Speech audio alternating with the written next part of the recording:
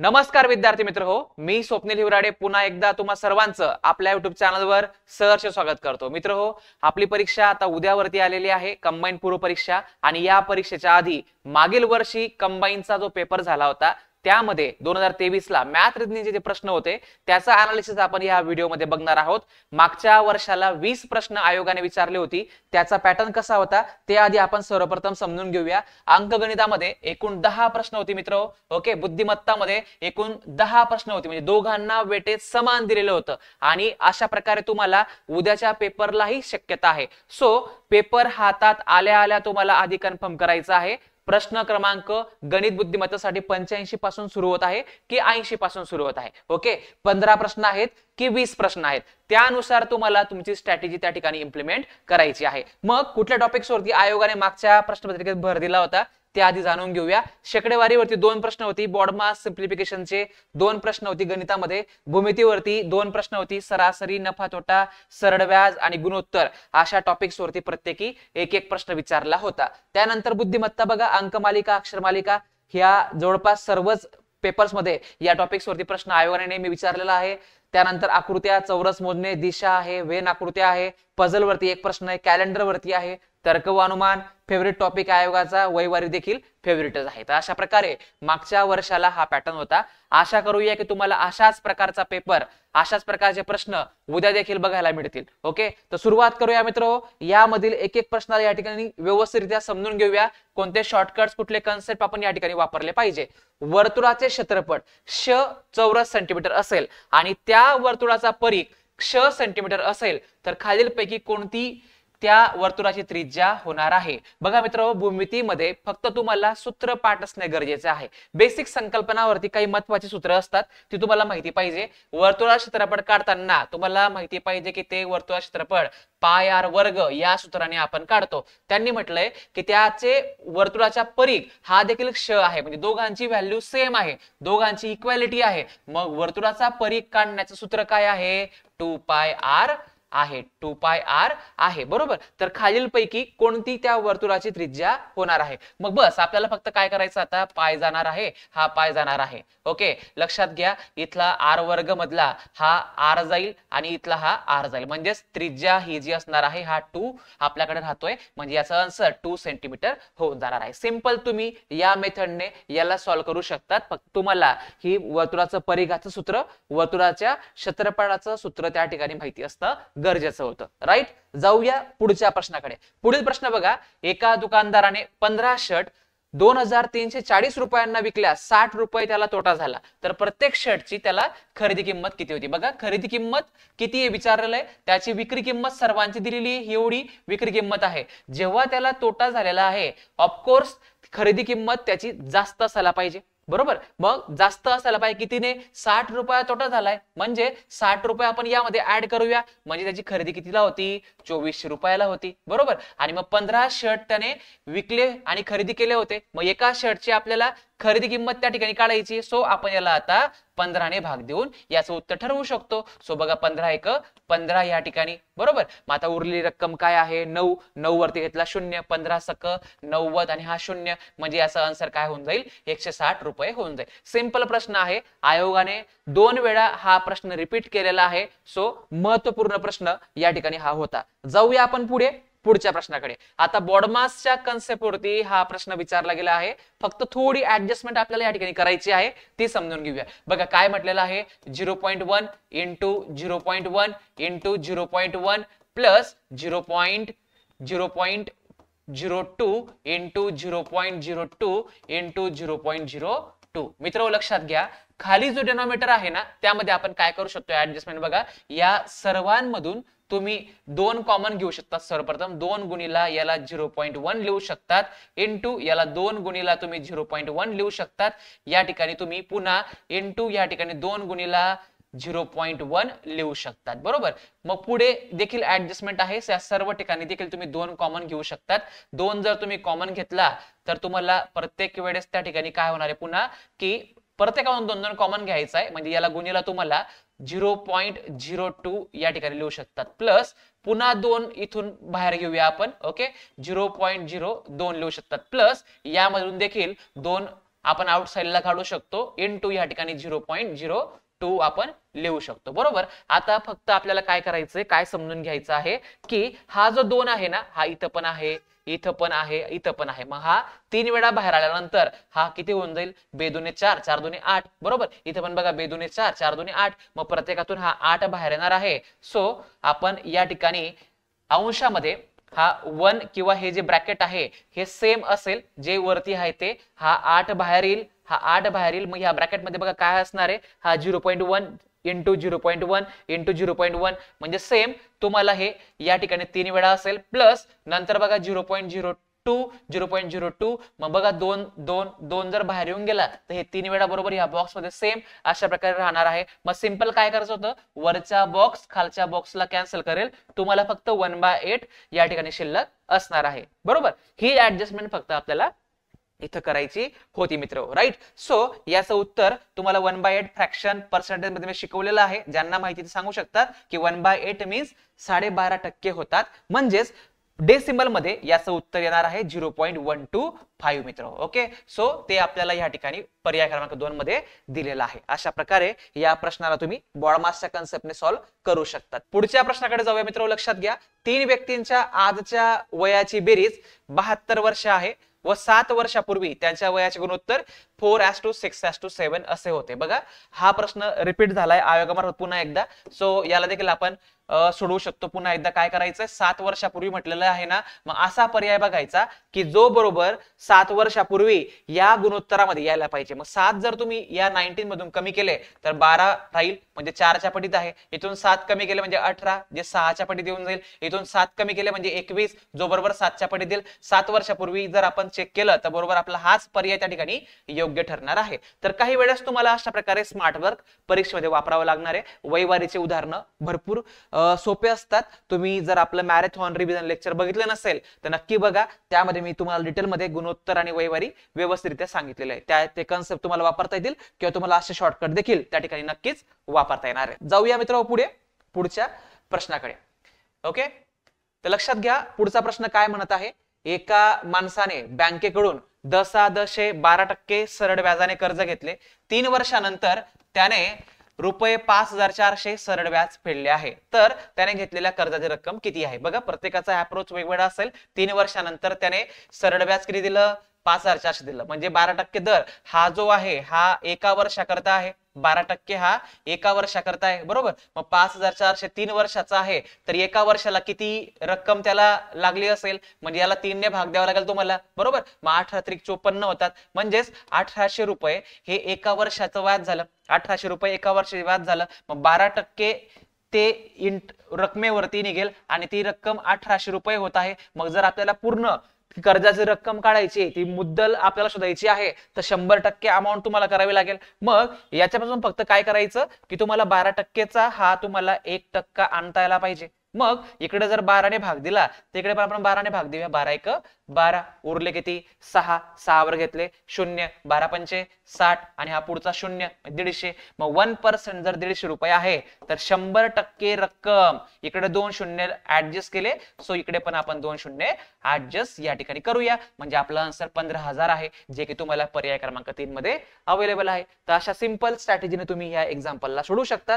तुम्हाला जर वाटत आहे की 12% 1,800 आहे तर 100% किती x, तुम्ही अशा प्रकारे तिरकस गुणाकाराने x ची किंमत काढून हे उत्तर सांगू शकतात. परंतु काही त्याची आवश्यकता नाहीये, तुम्ही या सिंपल अप्रोचने गेलात तरी चालणार आहे. जाऊया आपण पुढच्या प्रश्नाकडे. बघा मित्र, पुढचा प्रश्न, एका 16,000 रुपये किमतीच्या यंत्राची किंमत 5% ने कमी होते, तर 2 वर्षानंतर त्याची किंमत किती असेल. बघा 16,000 किंमत आहे, 5% ने कमी होते, म्हणजेच आपण त्या ठिकाणी करू शकतो की 100 वरती 5 कमी 95 95. ओके. देन 100 वरती 5 कमी 95. बरोबर. आता आपल्याला 2 वर्षानंतर ती किंमत किती होईल हे काढायचंय. मग काटछाट करूया, सोपरूप देऊया. काय होईल बघा, याला सोपरूप दिलं 5×1 = 5. ओके. 5×1 = 5 उरले 4, 4 घेतला 5, 5×9 = 45. ओके. मग 5×2 = 10 आणि हा 0. मग याला सोपरूप दिल्यावरती हे येतंय, तर हे देखील सोपरूप दिल्यावर 19/20 होऊन जाईल. राईट. सो 2 0 कॅन्सल झाली, बेदुने 4 होतील म्हणजे हे 4 गेले तर 4 1 4, 4 चोक 16. ओके, आणि हा 0 या ठिकाणी आपण लिहू शकतो नेक्स्ट स्टेपला 40 गुणिला 19 गुणिला 19 म्हणजे याचा वर्ग 361 बरोबर. आता 4 ने याला मल्टिप्लाय करूया आधी. 4 1 4, 4 सक 24, हातचाला 2, 4 त्रिक 12 आणि ते 2 या ठिकाणी 14 होतील आणि हा 0 याला पुढे लावून घेऊ 14,440 तुम्हाला पर्याय क्रमांक 3 मध्ये दिलेला आहे. ओके, तर अशा पद्धतीने या एक्झाम्पलला तुम्ही सॉल्व्ह करू शकतात. पर्सेंटेज नफा तोटा या टॉपिक वरील प्रश्न आपण इझिली सॉल्व्ह करू शकतो. पुन्हा बघा, आगगाडीचे प्रवास भाडे 20% वाढवले, पुन्हा सलग 2 महिन्यात 10% व 25% वाढविले तर सुरुवातीच्या प्रवास भाड्यात एकूण किती टक्क्यांनी वाढ झाली. मग सुरुवातीचं भाडं आपण या ठिकाणी 100 रुपये मानूया मित्र. ओके, मग बघा 20% वाढ झालीये तर 100 वरती 20 ने वाढ 120 गुणिला 10% वाढ 100 वरती 10 ची वाढ म्हणजे 110 वरती 100 वरती 25 ची वाढ म्हणजेच 125 वरती. मग आता आपण याला या ठिकाणी काटछाट देऊन किती मिळतं ते आपण या ठिकाणी बघूया. मग काय होणार आहे बघा, 0 गेला 0 गेला 0 गेला 0 गेला 0 गेला का नाही, 25 चोक 100, 25 पाचा 125. राईट, याला आपण सुपरूप दिलं तर काय होईल बघा, हा 0 गेला, हा 0 गेला आणि हे 2 0 गेले. मग आपण लिहू शकतो या ठिकाणी 12 गुणिला 11 गुणिला ओके त्यानंतर या ठिकाणी 5/4 राहतील. 4 1 4, 4 त्रिक 12. मग पुढे बघ गेलो आपण तर 11 पाचा 55, 55 गुणिला 3 जर केलं तर काय होऊन जाईल बघा, 5 त्रिक 15, हातचाला 1, 5 त्रिक 15 आणि 1 सोडा 165. 165 तर 100 भाडं हे झालं 165 तर वाढ किती झाली 65 ची झाली. सो एकूण टक्क्यांनी वाढ किती झाली 65 ची आपल्याला बघायला मिळणार आहे मित्र. राईट, चला जाऊया आपण पुढे पुढच्या प्रश्नाकडे. बॉड मासचा प्रश्न आहे, सिंपल आपण याला सॉल्व्ह करू शकतो. -2 -3 -5 होऊन जातील, मल्टिप्लाय यांची ऍडिशन केली, ब्रॅकेट सॉल्व्ह करायची आधी नेहमी, 5 आणि 3 8 होऊन जातील, भागीला या ठिकाणी -2 -5 किती झाले -5 झाले, भागीला आता -6 -4 ब्रॅकेट सॉल्व्ह केलं -10 झाले बरोबर. त्यानंतर भागीला आता -7 -5 -12 होऊन जातील. मग आता जर तुम्ही आता विचार केला की हा भागीला आहे, पहिले भागाकार करावा लागेल मग हे भागीला जाईल. सो -5 भागीला -5 केल्यावरती कॅन्सल होऊन जाईल, वरती काय राहणार आहे 8 राहणार आहे. सो याला सुपरूप दिलं तुम्ही तर 10 भागीला 12, 10 भागीला 12 मायनस मायनस कॅन्सल होऊन जाईल. मग पुढे जर आपण इकडे सॉल्व्ह केला आता 8 गुणिला या ठिकाणी 12 आणि भागीला हे 10, 12 8 96 भागीला 10 जर केले तुम्हाला आन्सर 9.6 हे मिळणार आहे, जे की तुम्हाला या ठिकाणी पर्याय क्रमांक 4 मध्ये दिलेला आहे मित्र. ओके, तर सिंपल बॉड मासचा क्वेश्चन होता, तुम्ही इझिली ह्या प्रश्नांना सॉल्व्ह करू शकता. पुढे बघा, सरासरीवरती प्रश्न आहे, याला तुम्ही शॉर्टकटनेही करू शकतात, परंतु तुम्हाला एक इक्वेशन अप्रोच सांगतो, त्याने तुमचं काम सोपं होईल. जर असा प्रश्न आला तर नक्कीच तुम्हाला त्याला सॉल्व्ह करता येईल. ओके, एक फलंदाज 19व्या डावात 98 धावा करतो बरोबर. बघा म्हणजे 19व्या डावात तो 98 धावा करतो आणि त्यामुळे त्याची सरासरी 4 ने वाढते. तर 19व्या डावानंतर त्याची सरासरी किती आहे. मग आधीची सरासरी इनिशियल ऍव्हरेज जो आहे ना तो आपण आहे ना ए मानून घ्यायचा या एक्झाम्पल मध्ये बरोबर. मग आधीची सरासरी ए होती. ओके, मग ती 18व्या डावापर्यंत ए होती. मग त्याने किती धावा केल्या 19व्या डावामध्ये ते लिहायच्या. म्हणजे एखादा व्यक्ती ऍड होतो, त्याचं वजन आपण ऍड करतो या ठिकाणी किंवा वय ऍड करतो, तसंच या धावा ऍड झाल्या, त्याने 98 धावा केल्या. मग काय झालं, इनिंग 19 त्याने प्लेड केली म्हणून आता 19 ए आपण इकडे लिहिणार, परंतु सरासरी 4 ने वाढत आहे. सो 19 इंटू हे या ठिकाणी सरासरी 4 ने वाढेल, ए प्लस 4 आपल्याला लिहावं लागेल. मग ही मांडणी तुम्हाला करता यायला पाहिजे परीक्षेमध्ये. मग आपण काय करणार आता, हे 18 हे 18 अधिक 98, 18 अधिक 98 बरोबर 19 ए अधिक 19 चोक या ठिकाणी 76 होतील बरोबर. 19 कडे हा 18 जाईल. ओके, तर आपण लिहू शकतो 19 मधून हे 18 वजा होतील आणि हा 98 कडे 76 येईल. 98 मधून आपण 76 मायनस केले तर तुम्हाला या ठिकाणी ऍव्हरेज बरोबर 22 मिळून जाईल. मग तुम्हाला आता नंतरचा पाहिजे, 19व्या डावानंतर पाहिजे, 18व्या डावाचा नकोय. 18व्या डावानंतर विचारला असता 22 उत्तर होतं, पण नंतरचा पाहिजे. सो ए प्लस 4 म्हणजे 22 अधिक 4 आपण ऍड केले तर आपलं आन्सर 26 या ठिकाणी ठरेल, जे तुम्हाला ऑप्शन नंबर 4 मध्ये आहे. तर या एक्झाम्पलला तुम्ही अजून इझी करू शकतात. काय करायचंय, फक्त ह्या डावाची संख्या आणि ही वाढलेली संख्या यांना मल्टिप्लाय करायचं. 19 चौक किती, 76. हे 76 फक्त तुम्हाला ह्या 98 मधून वजा करायचे. ओके, 98 वजा करायचे, तुम्हाला 22 हा आधीचा ऍव्हरेज मिळतो. तुम्हाला फक्त आता प्लस मायनस कितीने वाढ आहे ऍव्हरेज मध्ये त्यानुसार आधीचा विचारलाय की नंतरचा विचारलाय त्यानुसार उत्तर ठरवायचं आहे. आय होप तुम्हाला समजलं असेल. ओके, चला मित्र जाऊया पुढच्या प्रश्नाकडे. एका वर्तुळाचे क्षेत्रफळ हे 3 सेंटीमीटर आहे, 4 सेंटीमीटर व 12 सेंटीमीटर त्रिज्या असणाऱ्या 3 वर्तुळांच्या क्षेत्रफळाच्या बेरजे इतके असेल. बरोबर, तर त्या वर्तुळाची त्रिज्या किती असेल? मग पाय आर वर्ग, एका वर्तुळाचे क्षेत्रफळ आपण पाय आर वर्गाने काढतो. मग लहान लहान 3 वर्तुळ आहेत, म्हणजे पहिल्या त्रिज्या 3, 4 आणि तिसऱ्याची 12 सेंटीमीटर आपण घेणार. मग आता बघा, याला सॉल्व्ह करताना पाय R1 चा वर्ग बरोबर अधिक पाय R2 चा वर्ग अधिक पाय R3 चा वर्ग असं आपण करू शकतो. मग पाय R वर्ग बरोबर हा पाय जर कॉमन घेतला तर आता ह्या त्रिज्यांना आपण या ठिकाणी लिहूया 3 चा वर्ग अधिक 4 चा वर्ग अधिक R वर्ग बरोबर 12 चा वर्ग.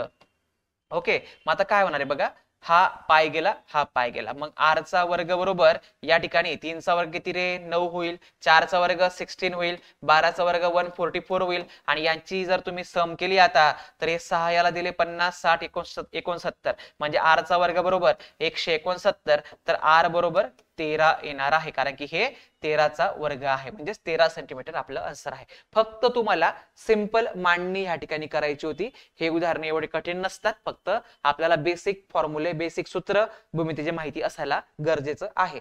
ओके, चला जाऊया पुढच्या उदाहरणाकडे. बुद्धिबळाच्या पटावर किती चौरस असतात असा प्रश्न आहे. बुद्धिबळाचा पट जर आपण या ठिकाणी काढण्याचा प्रयत्न केला, तुम्हाला सर्वांना माहिती पाहिजे की हा 8x8 चा बॉक्स असतो. ओके, 3, 4, 5, 6, 7 आणि 8. ओके, तर 8x8 चा हा बॉक्स असतो. ओके, लक्षात घ्या, 8x8 चा हा जो बॉक्स असतो, तर याला आपण काउंट करताना नंबरिंग आपल्याला द्यायची असते. नंबरिंग आपल्याला द्यायची असते. तर लक्षात घ्या, 1, 2, 3, 4, 5, 6, 7 आणि इकडे पण 8. अशा प्रकारे आपण या ठिकाणी या 8x8 च्या बुद्धिबळाच्या या बोर्डला आपण दाखवू शकतो. मग इकडे पण तेच नंबर असतात, 4, 5, 6, 7 आणि 8. मग चौरस काढण्याची ट्रिक तुम्हाला मी बऱ्याच वेळा सांगितलेली आहे. काय करायचं आहे की इकडचा मोठा अंक, इकडचा मोठा अंक घ्यायचा. ओके, 8 गुणिले 8 म्हणजे जनरली सेम संख्या असेल तेव्हा वर्ग होणार आहे. म्हणजे आधी 8 चा वर्ग होईल, नंतर 7 चा वर्ग होईल, नंतर 6 चा वर्ग होईल, नंतर 5 चा वर्ग मिळेल आपल्याला, नंतर 4 चा वर्ग मिळेल, नंतर 3 चा वर्ग मिळेल, नंतर 2 चा वर्ग मिळेल, नंतर अधिक 1 चा वर्ग मिळेल. मग याचा हिशोब करायचा आहे. 64, 49, 6 चा वर्ग 36, 5 चा वर्ग 25, 4 चा वर्ग 16, 3 चा वर्ग 9, 2 चा वर्ग 4, 1 चा वर्ग 1. या सर्वांची बेरीज जर तुम्ही केली तर तुम्हाला 204 मिळणार आहे. सो याचं आन्सर हे 204 पर्याय क्रमांक 2 मध्ये आहे मित्र. ओके, आय होप तुम्हाला या प्रश्नाचं उत्तर समजलेलं असेल. जाऊया मित्र पुढे, पुढच्या प्रश्नाकडे. लक्षात घ्या, पुढची जी आपल्याला श्रेणी दिलेली आहे, सिरीज दिलेली आहे, यामध्ये आपल्याला चुकीचं पद ओळखायचं आहे, रॉंग नंबर आपल्याला ओळखायचा आहे. मग जर आपण ऑब्झर्व केलं या ठिकाणी तर सर्वांना 3 ने डिवाइड करता येणार आहे. 3 ने डिवाइड करता येणार आहे.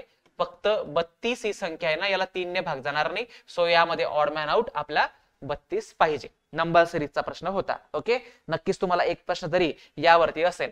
तर आयोगाचा फेवरेट टॉपिक तर्क व अनुमान, याला आपण व्यवस्थितरित्या सॉल्व्ह करूया. काय दिलेलं बघा, विधाने बघा. सर्व शिक्षक कलाकार आहेत. मग सर्व शिक्षक हे कुठे दाखवूया, कलाकारच्या सेटमध्ये दाखवूया, असतात. ओके, सर्व शिक्षक कलाकार असतात. ठीक आहे, त्यांना थोडंफार तुम्हाला ऍक्टिंग करून व्यवस्थितरित्या मांडून सर्व गोष्टी सांगाव्या लागतात. ओके, काही कलाकार आनंदी राहतात, काही कलाकार आनंदी असतात. सो काही कलाकारच आपण आनंदीच्या सेटमध्ये आपण दाखवणार या ठिकाणी. राईट, आता बघा अनुमाने, सर्व शिक्षक आनंदी राहतात. सर्व शिक्षक हे आनंदीच्या सेटमध्ये दिसत आहेत का? नाही, म्हणजे रॉंग आहे. जे आनंदी राहतात ते सर्व कलाकार आहेत. मग जे आनंदी आहेत ते सर्व कलाकार आहेत का? कलाकारचा भाग सर्व आनंदीमध्ये आहेत का? नाही, तर हे पण रॉंग आहे. व्हेन डायग्राम मध्ये दिसत नाही, म्हणजे दोघी या ठिकाणी असत्य आहेत. सो आपलं आन्सर क आणि ड दोन्ही असत्य अशा प्रकारे आपण या ठिकाणी घेणार आहोत. ओके, आय होप तुम्हाला समजलं असेल. पुढच्या प्रश्नाकडे आपण जाऊया. बघा, वयवारीचा प्रश्न आहे. अंकिताच्या आईचे वय तिच्या वयाच्या 2.5 पट आहे. बघा, अंकिताची आई आहे, अंकिताच्या पटीत म्हटलेलं आहे, अंकिताच्या पटीत म्हटलेलं आहे. काय म्हटलं बघा, अंकिताच्या आईचे वय तिच्या वयाच्या 2.5 पट आहे. म्हणजे अंकिताचं जर आपण एक भाग घेतलं तर हिचं 2.5 होऊन जाईल, 2.5 पट आहे. बरोबर. आता ह्याला पॉइंट मध्ये न ठेवता आपण काय करूया, डायरेक्टली डबल करूया. म्हणजे हिला 2 भाग घेऊया, तर याला डबल केलं तर हे 5 भाग होऊन जाईल. ओके, म्हणजे आपल्याला सोपं जाईल पुढच्या माहितीला युटिलाइज करणं. पुढे आपण जाऊया. पुढे काय म्हणतात ते, आणि तिच्या भावाच्या वयाच्या 4 पट आहे. अंकिताच्या आईचे वय, तिचा भाऊ पण आहे, तिच्या भावाचं वय जर आपण 1 घेतलं तर एकाच्या 4 पट आहे, अशा प्रकारे म्हटलेलं आहे. मग आपण पुन्हा लिहूया याला. भाऊ आहे, बरोबर, त्यानंतर तिची आई आहे, बरोबर, त्यानंतर अंकिता आहे. राईट. तर अंकिताच्या आणि आईचं गुणोत्तर 5:2 होतं. भावासोबत जर आपण घेतलं तर ते 1:4 होतं. बरोबर. मग आता आपण आपल्या प्रोसेसने जातो. 4 ने वरती मल्टिप्लाय, 5 ने खाली मल्टिप्लाय. तर 4 ने वरती मल्टिप्लाय केलं तर 20 होऊन जाईल. 4 2 8 होऊन जाईल या ठिकाणी. 5 चोक 20, 5 1 5. यांची बेरीज जर केली 25 आणि ते 8, 25 आणि 8 33 भाग एकूण होतील. एकूण 33 भाग. हे का केलं मी, कारण त्यांनी आपल्याला दिलंय त्यांचं एकूण वय 66 वर्ष आहे. मग 33 भाग बरोबर जर 66 असेल तर 33 दुने 66 म्हणजे 1 भाग 2 वर्षाचा आला. 1 भाग 2 वर्षाचा आला. तर अंकिताच्या भावाचे 2 वर्षानंतरचे वय किती.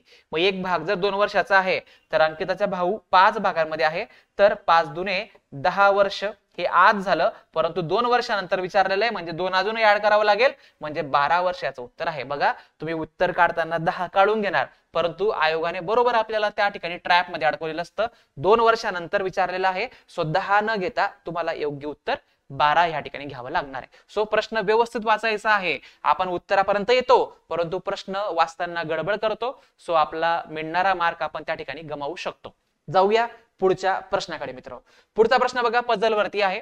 ओके, खाली दिलेल्या माहितीचा काळजीपूर्वक अभ्यास करा आणि प्रश्नाची उत्तरे द्या. ABCDEF आणि G एका भिंतीवर बसले आहेत व त्या सर्वांचे तोंड पूर्वेकडे आहे. बरोबर. तर 7 व्यक्ती आहेत एकूण, सर्वांचं तोंड पूर्वेकडे आहे. 2 3 4 5 6 आणि 7. तर अशा प्रकारे आपण या ठिकाणी याला दाखवू शकतो. मग बघा, आता जी च्या उजवीकडे कोण बसले असा प्रश्न आपल्याला आहे. आपण अरेंजमेंट वाचूया. काय म्हणतात ते बघा. सी हा डी च्या तात्काळ उजवीकडे आहे. सी हा डी च्या तात्काळ उजवीकडे आहे. मग जर पूर्वेकडे तोंड असेल आणि डी च्या तात्काळ उजवीकडे असेल तर डी चा राईट हँड खाली असणार आहे. सो डी च्या तात्काळ सी बसेल, अशी एक अरेंजमेंट आपल्याला या ठिकाणी दिलेली आहे. बी हा अगदी टोकाला आहे. बी हा अगदी टोकाला आहे व शेजारी त्याचा ई आहे. म्हणजे बी इथे राहू शकतो टोकाला किंवा बी इथे राहू शकतो. त्याचा शेजारी अल्टरनेट त्याचा ई आहे. सो इथं पण आपण ई ला दाखवूया. 2 केसेस मध्ये याला सॉल्व्ह करण्याचा प्रयत्न करायचा. एक केस नेहमी इलिमिनेट होत असते पझल सॉल्व्ह करताना. मग आता पुढे जर आपण गेलो, पुढे काय म्हणणार बघा, जी हा ई आणि एफ च्या मध्यात आहे. ई आणि एफ च्या मध्ये जी आहे. म्हणजे इथं ई आणि एफ च्या मध्ये जी ला दाखवलं, इथं ई आणि एफ च्या मध्ये जी ला दाखवता येईल. पुढे गेलो आपण, डी हा दक्षिणेकडील टोकापासून 3ऱ्या स्थानावर आहे. ओके, मग याला दक्षिणेकडून तर मांडता येणार नाही, म्हणजे ही केस आपली कॅन्सल झाली. मग याला आपण डी ला दाखवू शकतो दक्षिणेकडील टोकापासून 3ऱ्या स्थानावर. मग डी जर इथं घेतला तर सी इथं येणार आहे ऑफकोर्स, आणि मग रिमेनिंग कोण आहे आपला, आता ए आहे. सो ए इथं होऊन जाईल. बरोबर. आता प्रश्न काय म्हणतोय, जी च्या उजवीकडे कोण बसलेला आहे. मग जी ला बघा, जी च्या उजवीकडे राईट हँडला हा एफ बसलेला आहे. ओके, सो आपला आन्सर या ठिकाणी एफ पर्याय क्रमांक 4 मध्ये दिलेला आहे. सो एफ आपला आन्सर असेल. पुढचा प्रश्न हा कॅलेंडर वरील प्रश्न आहे मित्र.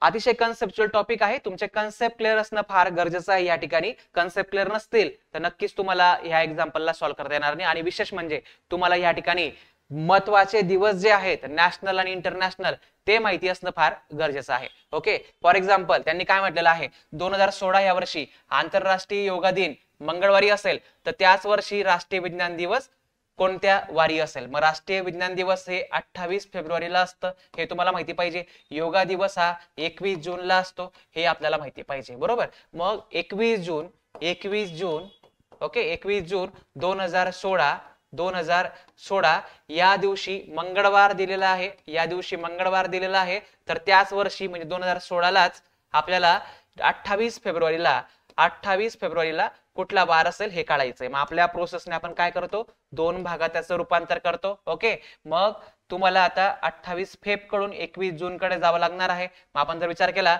या ठिकाणी फेब्रुवारी महिना, देन आपल्याला मार्च लागेल, एप्रिल लागेल, ओके, देन आपल्याला मे लागेल आणि त्यानंतर मग जून आपल्याला 21 तारीख आहे.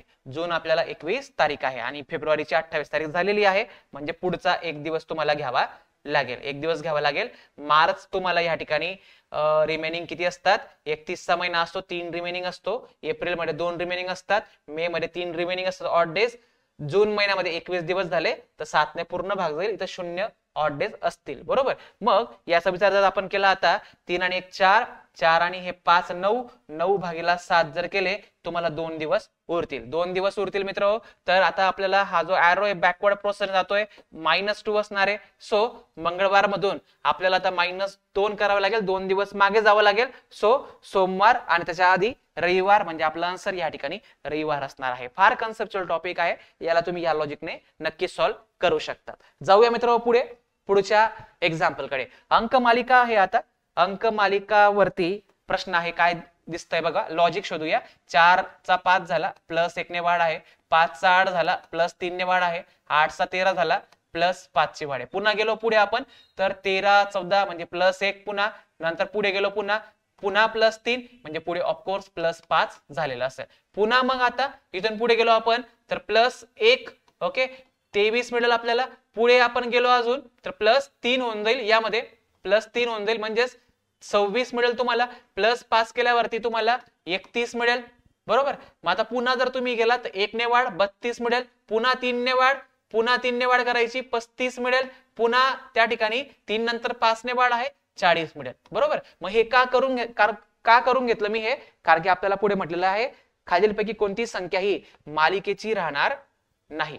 ओके. मग आता बघा, जर आपण मालिका चेक केली तर या मालिकेत 31 पण आहे, 32 पण आहे, 33 मात्र नाहीये. म्हणजे आपलं आन्सर जे आहे हे 33 मिळणार आहे, कारण की 35 पण मालिकेत आहे. सो आन्सर तुमचं पर्याय क्रमांक 3 हे असणार आहे. ओके. तर अशा प्रकारे हा अंक मालिकेवरती आलेला प्रश्न होता. पुढे जाऊया. जर अनआयडेंटिफाईड या शब्दाची सर्व अक्षरे आपण वर्णमालानुसार लागली असतील तर किती अक्षरांची स्थिती ही अपरावर्तित राहणार आहे. मित्र बघा, पुन्हा आपल्याला या सर्व अक्षरांचा क्रम हा वर्णमालेनुसार अल्फाबेटिकल सिरीजनुसार लावून घ्यायचा आहे आणि किती अक्षरांची पोझिशन ही अपरावर्तित म्हणजेच अनचेंज असणार आहे हे आपल्याला फाइंड आउट करायचं आहे. मग पुन्हा आपण या ठिकाणी या शब्दाला व्यवस्थित दिलेल्या पद्धतीने लिहून घेऊया. जी स्पेलिंग आपल्याला दिलेली आहे ती आपण या ठिकाणी आधी मांडून घ्यायचं आहे. ओके. या ठिकाणी आपण त्या स्पेलिंगला व्यवस्थित प्रमाणे या ठिकाणी लिहून घेतलेला आहे. आता पुन्हा आपल्याला याला वर्णमालिकेनुसार याला लावायचं आहे. मग सर्वप्रथम डी अक्षर येणार आहे. बरोबर. मग डी ला आपण या ठिकाणी 2 वेळा घेतलं, कारण की 2 वेळा ते अक्षर त्या ठिकाणी प्रेझेंट होतं. मग त्यानंतर जर आपण ऑब्झर्व केलं तर क्रमानुसार डी नंतर ई हे अक्षर 2 वेळा दिसत आहे. सो ई ला आपण या ठिकाणी 2 वेळा या ठिकाणी घेऊया. ई नंतर या ठिकाणी यप येणार आहे, ई यप. त्यानंतर यप अक्षर आपल्याला दिसत आहे. सो यप ला पण आपण घेतलं. सो त्यानंतर विचार केला आपण F G H I. So I अक्षर आपण घेणार आहोत. आय आहे, पुन्हा एकदा आहे, दोनदा, तीनदा आहे. सो आपण 3दा आय घेतल्यानंतर आपल्याला हे अक्षर ही पेअर मिळते किती जागेवरती असणार आहे. ओके. आय नंतर जे के एल एम एन. ओके. तर एन अक्षर आपल्याला या ठिकाणी 2दा आहे, एन अक्षर 2दा आहे. ओके. एन पण गेला. त्यानंतर आपल्याला P Q R S T U, T आधी नंतर यू येणार आहे. सो यानुसार बघितलं तर फक्त आय अक्षराची जागा पोझिशन ही अनचेंज्ड आहे, अपरावर्तित आहे, फक्त एकदाच हॅपनिंग होत आहे. सो याचं आन्सर आपल्याला पर्याय क्रमांक 1 हे घ्यावं लागणार आहे. आय होप सर्वांना समजलं असेल. फार महत्त्वाचा प्रश्न होता मित्र. पुढे जाऊया. सानवी पूर्वेकडे काही अंतर चालत जाते. दिशा ज्ञान चाचणीवरील प्रश्न आहे. तर सानवी ना पूर्वेकडे काही अंतर चालत जाते. तिला दाखवूया आपण की ती पूर्वेकडे काही अंतर चालत गेली आणि ती तिच्या डाव्या बाजूला 90 अंशात वळते. ओके. नंतर 50 मीटर चालते. मग आता डाव्या बाजूला गेली ती अशा प्रकारे आणि 50 मीटर अंतर तिने कव्हर केलेलं आहे. बरोबर. आता ती तिच्या उजव्या बाजूला 135 डिग्री मध्ये वळते. बरोबर. मग आता 135 मध्ये मग 90 तर स्ट्रेट फॉरवर्ड आहे. ओके. 135 अजून 45. तर अशा प्रकारे ती येणार आहे आणि मग ती 15 मीटर चालत जाते. तर 15 मीटर हे अंतर या ठिकाणी आपण दाखवूया. 15 मीटर दाखवल्यानंतर आता तिच्या डाव्या बाजूला कोणती दिशा निर्देश करते? मग डाव्या बाजूला म्हणजे बरोबर 90 डिग्री मध्येच डाव्या बाजूला दाखवायचंय. तर अशा प्रकारे वरती तर उत्तर असते, खाली दक्षिण असते, मग पूर्व पश्चिम, आणि ही जी दिशा आहे ती म्हणजे ईशान्य आहे. सो आपला आन्सर आता पर्याय क्रमांक 1 या प्रश्नासाठी असणार आहे. आकृतीवरून आपण सिंपल त्या ठिकाणी दिशा ज्ञान चाचणीचं एक्झाम्पल सॉल्व्ह करू शकतो. पुढचा प्रश्न बघा, व्हेन आकृतीवरती हा प्रश्न विचारला गेलाय मित्र. खालील व्हेन आकृती 3 शब्दांचे पर्याय दिलेले आहेत. कोणता पर्याय व्हेन आकृती अचूकपणे दर्शवतो हे आपल्याला ओळखायचं आहे. मग या पर्यायांचा जर आपण विचार केला, इतिहास, भूगोल, नागरिक शास्त्र येणार नाहीये. ओके, भारत, आशिया, युरोप हे पण येणार नाहीये. मग याच्यामध्ये योग्य पर्याय या ठिकाणी फुले, सुवासिक आणि पांढरा हा असणार आहे. बरोबर, मध्ये जर तुम्ही या ठिकाणी फुले घेतलं, ओके, तर काही फुले हे पांढरे असतील, ओके, आणि काही सुवासिक असतील. तर अशा प्रकारे आपण या आकृतीमध्ये या तिघी शब्दांना फिट करू शकतो. सो पर्याय क्रमांक 3 या प्रश्नाचा आन्सर आहे. तर अशा पद्धतीने मित्र आपण सर्व प्रश्नांचं विश्लेषण या ठिकाणी बघितलेलं आहे. आय होप तुम्हाला एक फायनल रिव्हिजन समजली असेल, कशा प्रकारचे आयोगाचे प्रश्न होते मागच्या वर्षी, याचा पॅटर्न समजला असेल. नक्कीच तुम्हाला फायदा होईल. 2025 ची तयारी पुढे करत असणार, ग्रुप सी ची तयारी पुढे करत असणार, मेन्स ची तयारी करत असणार, तर नक्कीच तुम्ही आपल्या कोर्सला प्रायोरिटी द्या. कन्सेप्च्युअल तुम्हाला शिकायला मिळणार आहे. कन्सेप्च्युअल क्लॅरिटी झाल्यानंतरच तुम्हाला कुठलंही एक्झाम्पल आयोगाचं त्या ठिकाणी सॉल्व्ह करता येणार आहे. तर मित्रहो, उद्याच्या एक्झामिनेशन साठी तुम्हाला फार फार शुभेच्छा. आशा करतो की तुमचा सर्वांचा पेपर उद्या फार व्यवस्थित जाणार आहे. तुम्ही सर्वांनी अभ्यास खूप केलेला आहे. कॉन्फिडंट राहा आणि सर्वांनी जिंकूनच यायचं आहे. मित्र थांबूया या ठिकाणी. धन्यवाद. Thank you so much and best of luck to all of you.